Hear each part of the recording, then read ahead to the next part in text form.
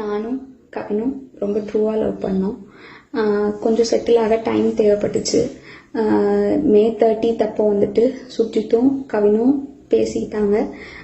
அப்போ அந்த டைமுக்கு வந்துட்டு அப்பா கிட்ட சுஜித் சொல்லிட்டான்.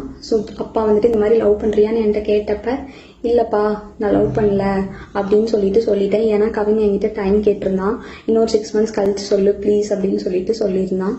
அதனால வந்துட்டு நான் வந்துட்டு அப்பா கிட்ட அன்னைக்கு சொல்லலை.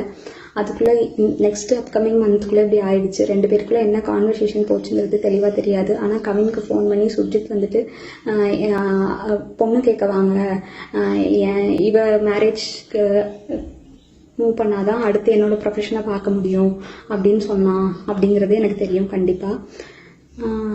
அதுக்கப்புறமா வந்து 27 என்ன நடந்துச்சு அப்படின்னா, அன்னைக்கு கவின் வராங்கிறது எனக்கு தெரியாது. நான் 28 ஈவினிங் தான் வர சொல்லியிருந்தேன்.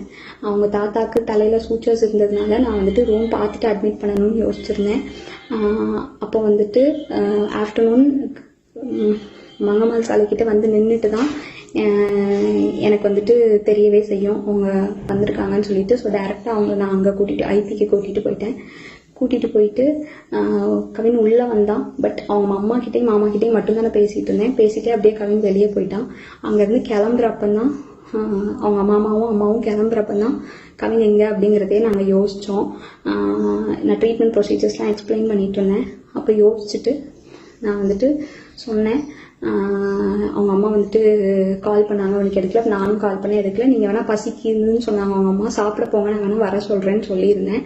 அதுக்குள்ளே இப்படி ஆயிடுச்சு.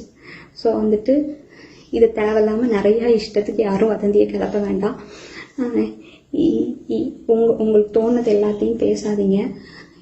எங்கள் அப்பா அம்மாவுக்கு இதில் எந்த சம்மந்தமுமே கிடையாது, அவங்களுக்கு தெரியாது.